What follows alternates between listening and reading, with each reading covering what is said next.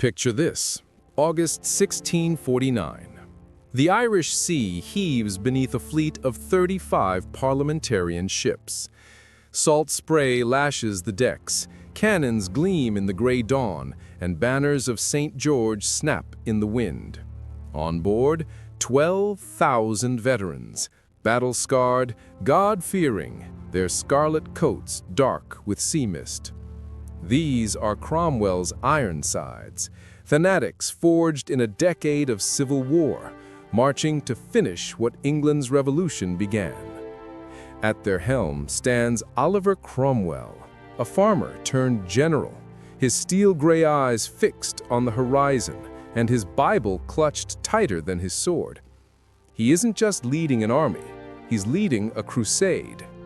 Ahead lies Ireland, fractured by rebellion and royalist resistance. To Cromwell, it's not a campaign, it's divine justice. But before the invasion even begins, Ireland trembles. Outside Dublin at Rathmaines, the royalist Confederate army is caught flat-footed. In a dawn ambush, 4,000 men are cut down or captured, the Irish cause shattered before Cromwell sets foot ashore. Dublin is secured. The gates to Ireland stand wide open. What follows is not conquest, it's purge. At Drogheda and Wexford, Cromwell's troops show no mercy. Defenders and civilians alike are butchered in what he calls the righteous judgment of God.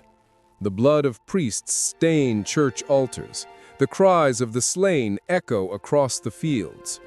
To his followers, it's divine retribution. To his enemies, it's genocide. But this isn't just Ireland's nightmare.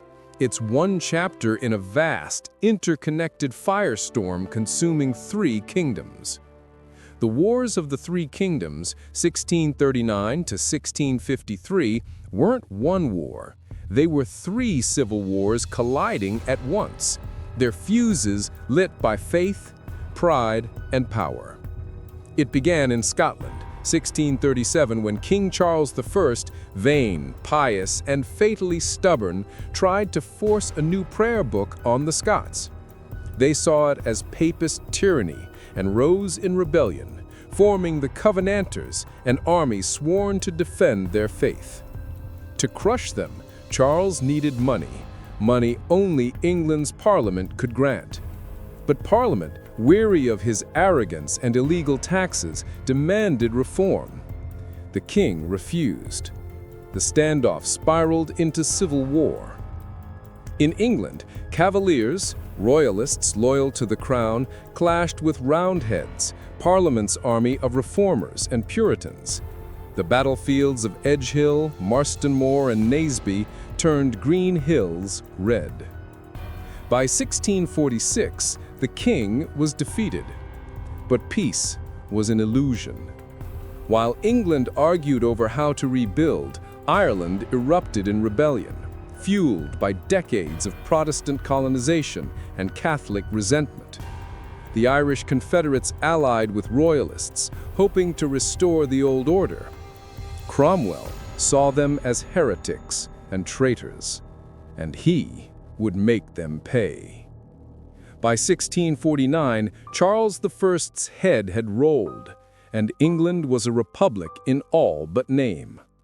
Cromwell's new mission: crush all resistance, from Ireland's Catholics to Scotland's loyalists, and unite the islands under one Puritan Commonwealth. The death toll across the wars was staggering. Over 868,000 dead, more than 1 in 10 souls across the 3 kingdoms. Cities starved, villages burned, and famine and plague finished what the sword began. And yet from this carnage, the world changed. The divine right of kings was broken. The idea of government accountable to the people, however imperfectly, was born. Cromwell's conquest wasn't just military, it was ideological. His victories reshaped Britain, Ireland, and the very notion of sovereignty. But at what cost? Drogheda's ghosts whisper the answer. This wasn't rebellion. It was revolution. 3 crowns shattered. 1 republic born in blood. And at its center, a man who believed he was chosen by God, only to become what he fought against. Strap in, because this is the story of how Oliver Cromwell forged a new world from the ashes of 3 kingdoms, and why it still haunts the British Isles to this day. Part 1. Setup. The Tinderbox Ignites, 1639 to 1642. The story of Cromwell's conquest doesn't begin with Ireland's blood or England's revolution. It starts in Scotland, with a book. In 1637, King Charles I, vain, devout, and obsessed with control, tried to force his Anglican prayer book on the fiercely Presbyterian Scots. He wanted one church, one faith, one voice under his crown. What he got instead was rebellion. In Edinburgh's St. Giles Cathedral, a single stool hurled at the dean sparked riots that spread like wildfire. The Scots banded together under the Covenant, swearing an oath before God to defend their religion from royal meddling. When Charles sent troops to crush them, he stumbled into the Bishops' Wars, 1639 to 1640, and lost. Twice. Those defeats shattered the illusion of royal power. To raise an army, Charles needed money, and that meant recalling Parliament, which he dissolved 11 years earlier. Bad move. England's MPs hadn't forgotten his personal rule, a decade of illegal taxes, censorship, and divine right arrogance. The short Parliament lasted just 3 weeks before Charles dissolved it in rage. But when the Scots invaded northern England and seized Newcastle, he was forced to crawl back. The Long Parliament convened in 1440, and this time, the king couldn't silence them. Parliament struck back hard. They impeached his advisors, abolished the Star Chamber courts, and demanded limits on royal authority. The message was clear. The age of absolute monarchy was cracking. Then came Ireland. In October 1441, the powder keg blew. Decades of Protestant colonization, especially the Ulster plantations, had driven native Irish Catholics to desperation. When they finally rose up, the revolt unleashed unspeakable violence. Protestant settlers were massacred. Catholic peasants were butchered in revenge. The Irish Catholic Confederation emerged from the chaos, seizing most of the island and allying, ironically, with the Royalists, who promised tolerance. In England, pamphlets and propaganda painted the rebellion in lurid, exaggerated horror. The Irish cut out the tongues of English babes. Whether true or not, the fear stuck. To Parliament's Puritans, the Irish uprising wasn't just rebellion. It was a Catholic apocalypse, and Charles's rumored involvement made him look like the devil's hand. Across 3 kingdoms, faith and politics combusted into panic. Scotland's defiance drained Charles's treasury. Ireland's revolt stoked Protestant terror. And in England, Parliament and the Crown stared each other down across an unbridgeable gulf of mistrust. The final spark came in January 1442, when Charles stormed into the House of Commons with armed guards, demanding the arrest of 5 MPs for treason. They had fled moments before. The chamber stood empty, silent, a symbol of a kingdom broken. One witness recalled the king's words, "All my birds have flown."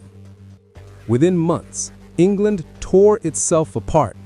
Royalist cavaliers raised the banner of the king. Parliamentarian roundheads rallied under the cry of reform. The fuse was lit, and the wars of 3 kingdoms had begun. Part 2. English Vortex, Civil Wars and the King's Doom, 1442 to 1449. When war came to England, it wasn't a foreign invasion. It was a nation imploding from within. The First English Civil War, 1442 to 1446, tore through the heart of the realm. Brothers, neighbors, and sons faced each other across foggy fields under rival banners. Royalist cavaliers draped in silk and loyalty versus parliamentarian roundheads driven by faith and reform. The first clash came at Edgehill in October 1442. Muskets cracked, horses screamed, and pikes locked in the mist. It ended in bloody stalemate, neither side ready for peace, both drunk on righteousness. But the war escalated. Parliament allied with the Scottish Covenanters, who marched south in 1644 to crush the king's northern strongholds. At Marston Moor near York, they met the Royalists head-on. The result? Catastrophe for Charles. His army was annihilated, 7,000 men cut down, his northern hopes gone in a single day. Then came Naseby, June 1445, the turning point. Across the rolling fields of Northamptonshire, the king's 10,000 men faced Oliver Cromwell's new model army.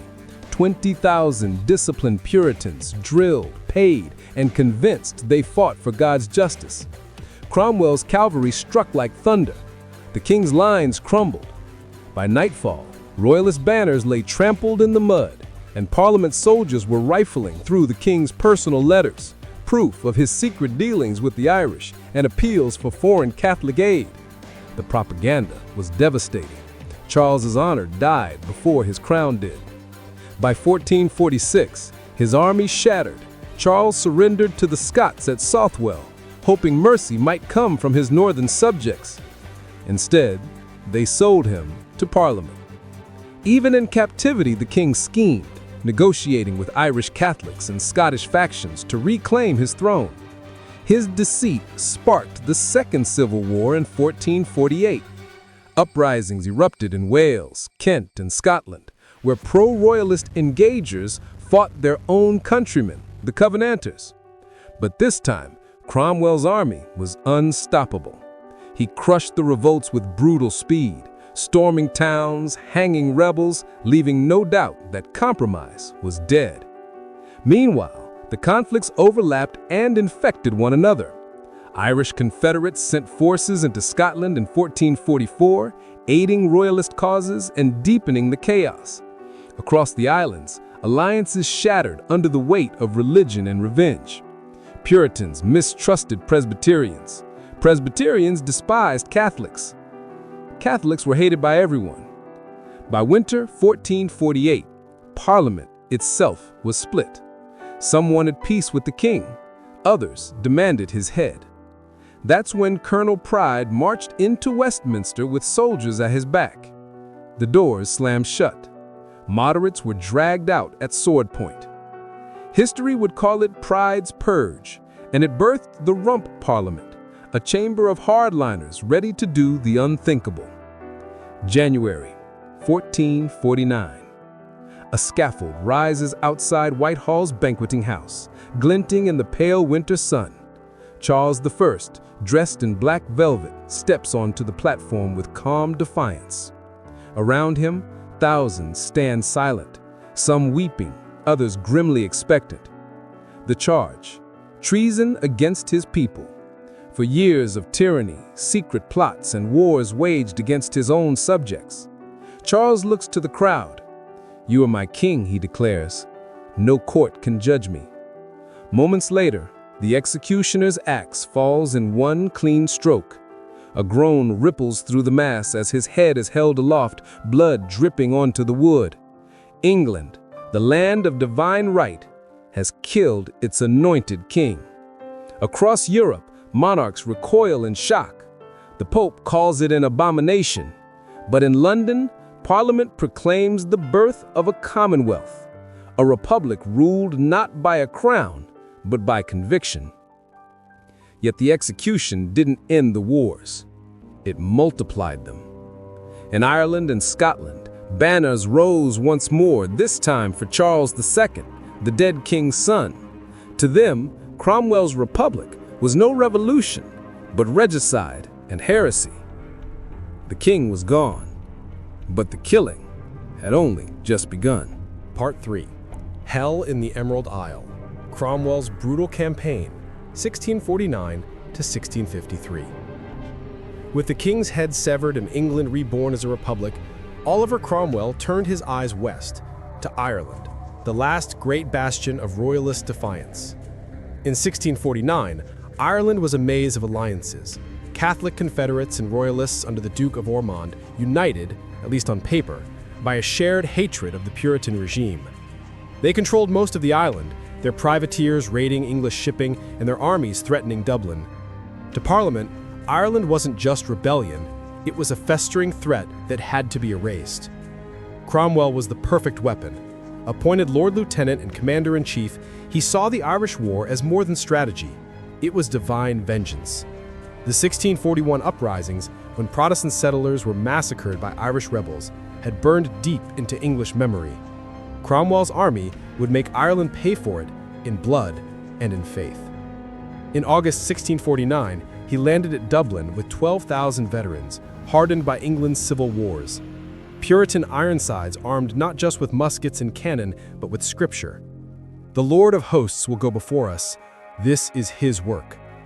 Before Cromwell even set foot on land, Rathmines had shattered the royalist defense of Dublin. 4,000 men killed or captured in a single dawn strike. The road to conquest lay open. Drogheda, the righteous judgment of God. September 1649. Drogheda, an ancient walled town on the Boyne, stood as the gateway to Ulster. Inside were 3,000 defenders under Sir Arthur Aston, a veteran royalist commander. Cromwell demanded surrender. Aston refused. For 2 days, artillery thundered against the stone walls. On the third, a breach was forced, and the slaughter began. Cromwell's troops poured in like a flood. No quarter was given. Over 3,000 were killed, soldiers, priests, and civilians alike. Aston, legend says, was beaten to death with his own wooden leg. Those who fled to St. Peter's Church were burned alive inside it. Cromwell's letter to Parliament dripped with biblical certainty. I am persuaded that this is a righteous judgment of God upon these barbarous wretches. To him, Drogheda wasn't a massacre, it was a sermon. To the Irish, it was apocalypse. Wexford. The Lord hath done this. In October, Cromwell turned south to Wexford, a port city vital to royalist supply lines. Negotiations began, but before terms were sealed, Cromwell's men stormed the walls. What followed mirrored Drogheda's horror. Around 2,000 soldiers and 1,500 civilians were slaughtered. The harbor burned. Ships sank in flames. The entire town was pillaged and left in ruin. Cromwell called it the providence of God. His enemies called it murder in the name of heaven. But the terror worked. Town after town, New Ross, Carlow, Waterford, surrendered without a fight. Resistance melted, but hatred only deepened.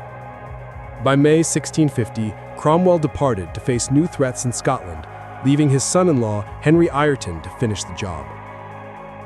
The years of hunger and fire, 1650 to 1653. Under Ireton, the conquest became slower, dirtier, and even more merciless. At Scarifolis in 1650, 2,000 Irish troops were slaughtered in retreat. Clonmel cost the parliamentarians 2,000 lives before it fell. Limerick and Galway held out until plague and famine forced surrender. Ireton himself died outside Limerick, consumed by disease. But the army carried on Cromwell's logic. To break the Irish will, they burned crops, emptied villages, and designated entire regions as free fire zones. Civilians were driven from their homes, their livestock seized, their fields scorched. By 1653, Ireland lay in ruins. Famine, plague, and war had claimed perhaps 618,000 lives, a fifth of the population. 50,000 survivors were shipped off as indentured servants to Barbados and the Americas. Entire provinces were depopulated and parceled out to English soldiers and creditors. Cromwell's campaign had achieved its goals. Catholic power broken, rebellion crushed, and Ireland subdued.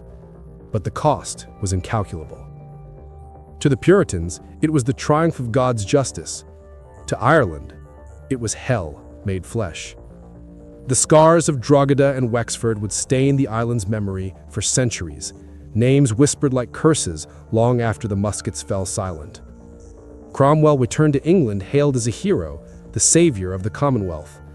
But behind him, Ireland smoldered, its fields black, its people broken, its prayers unanswered. Part 4. Scottish Reckoning, the Third Civil War, 1650 to 1652. Even as Ireland burned, Scotland plotted revenge. To the north, the Covenanters had once fought against Charles I in the name of faith, but regicide changed everything. The execution of a king, an anointed king, horrified Europe and even many who'd opposed him. In Edinburgh, ministers thundered from their pulpits that England had murdered God's chosen ruler. So, when Charles's exiled son Charles II offered concessions, signing the Treaty of Breda in 1650, pledging to uphold the Presbyterian faith, the Scots took a fateful gamble. They crowned him at Scone in January 1651, declaring him lawful king of Scotland, England, and Ireland. To Cromwell and Parliament, this was treason wrapped in religion. And so, as Ireland fell silent under the weight of conquest, Cromwell turned north, determined to finish the job. The Invasion of Scotland, 1650. In July 1650, Cromwell crossed the border with 16,000 veterans, men hardened by the slaughter at Drogheda and Wexford, now marching into the mist-shrouded hills of the lowlands. Their enemy? The Scottish Covenanter army, 22,000 strong, commanded by David Leslie, a cautious but skilled soldier who'd once fought beside Cromwell against the king. The Scots had the high ground, the numbers, and the weather. Rain lashed the parliamentarian camp near Dunbar, disease spread, supplies vanished, morale cracked. Cromwell's men were starving and cornered, trapped between the sea and the Scottish host. Even his officers whispered of retreat, but Cromwell saw something the Scots didn't: arrogance. On the dawn of September 3rd, 1650, Leslie moved his army down from the hills to finish the job. Cromwell struck first. His Ironsides charged uphill through the rain, catching the Scots mid-deployment. Muskets roared, pikes splintered, and within an hour the Covenant army was broken. 3,000 Scots lay dead, 10,000 captured or drowned in retreat. It was a slaughter, a miracle in Cromwell's words. He knelt in the mud and cried out, "The Lord hath delivered them into our hands." Dunbar shattered Scottish resistance. Edinburgh fell soon after, and southern Scotland was occupied under the iron hand of the Commonwealth. The last gamble. Worcester, 1651. But Charles II wasn't done yet. In 1651, he marched south with a new Scottish army, 14,000 men, hoping England's royalists would rise again in his name. Few did. Cromwell chased him relentlessly, maneuvering like a wolf closing on wounded prey. At Worcester, on September 3rd, 1651, exactly 1 year to the day since Dunbar, the trap was sprung. Cromwell's 28,000 troops surrounded the city on three sides, sealing off escape routes.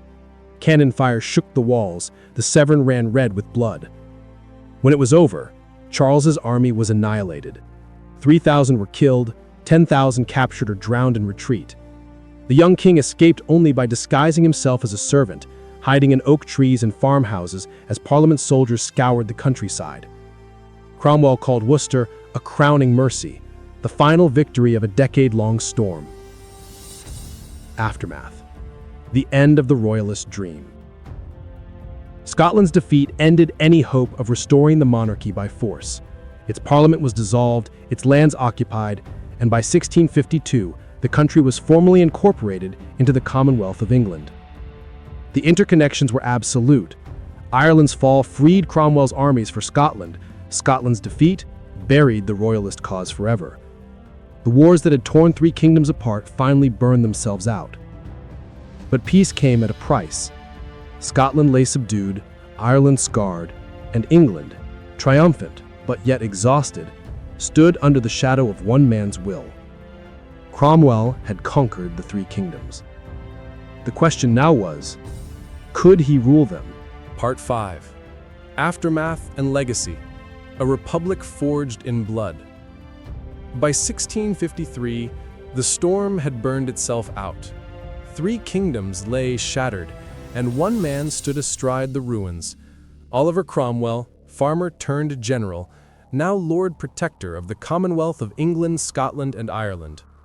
The monarchy was gone, the House of Lords dissolved, and the divine right of kings buried beneath 10 years of blood and smoke.